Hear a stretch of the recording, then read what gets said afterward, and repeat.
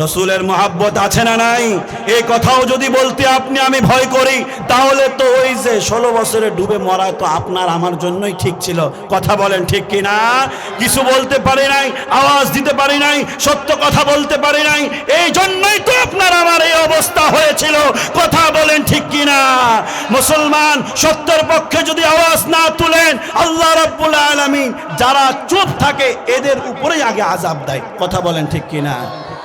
কোন নবীর আমলে বলেন তো যে মানুষদেরকে, কিছু মানুষকে বানর বানিয়ে দেওয়া হয়েছিল?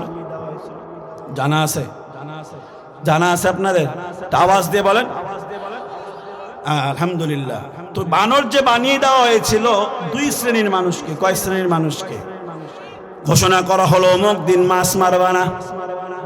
তারা চিন্তা করলো মাছ তো মারতে মানা করা হয়েছে, তাহলে ঘিরে রাখি।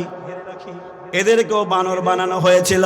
আর এক শ্রেণী বলেছিল যা করছে করুক গে, তোমাদের কি করছে করতে থাকুক, ওই থাকবে 15 বছর 41 সাল পর্যন্ত, আমাদের কি খাইতে পেলেই হলো। কথা বলে, কথা বলেন, আমাদের কি, ওই যা করছে করুক, তোর বাপের দেশ, করতেই থাকুক, খেতে পেলেই তো হলো, কোনো কিছু দাম না বাড়ালেই হলো। কথা বলেন, আওয়াজ দিয়ে বলেন। এই 2 শ্রেণীর মানুষকে ধ্বংস করে দেওয়া হয়েছিল, এক শ্রেণীর মানুষ ছাড়া যারা এই অন্যায়ের বিরুদ্ধে দাঁড়িয়েছিল। ফেরেশতাকে যখন বলা হলো তাদেরকে বানর বানায় দাও, ফেরেশতা আশ্চর্য, আল্লাহ এক শ্রেণীর মানুষ অপরাধ করলো, এই আবার আরেক শ্রেণীকে আপনি কিসের জন্য বানর বানানোর জন্য বলতেছেন? আল্লাহ রাব্বুল আলামিন বলে, তাদের সামনে আমি আল্লাহর হুকুম অমান্য করা হয়, আমি আল্লাহর আইনকে লঙ্ঘন করা হয়। তারা চুপ ছিল, এজন্য আগে তাদেরকেই বানর বানাও, তারপরে যারা অমান্য করেছে তাদেরকে বানর বানাবা। কথা বলেন ঠিক কি না?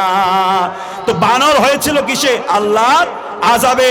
কিন্তু আপনার আমার বাংলাদেশে কিছু বুদ্ধিজীবী নামে পঙ্গু মানুষগুলো বলেছে যে আপনি আমি নাকি বাঁদরের জড়গোষ্ঠী। কথা বলেন, আপনি আমি কি বাঁদরের জড়গোষ্ঠী? যারা বলছে না তারা মানে সম্পর্ক আছে ওদিককার সাথে। আপনি কি আমি কি বানরের জড়গোষ্ঠী নাকি? আল্লাহ রাব্বুল আলামিন যাদেরকে ধ্বংস করেছিল তারা এক শ্রেণীর বানর ছিল, কিন্তু এই এক শ্রেণীর মানুষ তারা ভালো মানুষ হয়ে থাকতে রাজি নয়। তা আসলে যে যা করে, যার ভিতরে যেটা থাকে তার গন্ধ এক সময় চলেই আসে। কথা বলেন ঠিক কি না? আচ্ছা, কোনো খারাপ বস্তুকে আপনারা যারা ব্রেনিলিয়ান মানে বুঝমান আছেন তাদেরকে ইশারার সাথে বলছি, মাইকে খারাপ কথা বলা ঠিক নয়। কোনো খারাপ বস্তুকে ধরেন, সুন্দরভাবে তার উপরে আটা দিয়ে, ডিম দিয়ে, গোস্ত দিয়ে, সেন্ট দিয়ে ভাজলেন, এরপরে যদি খেতে যান ভিতর থেকে খারাপ গন্ধ আসবে না? আসবে না? আসবে না? আসবে না?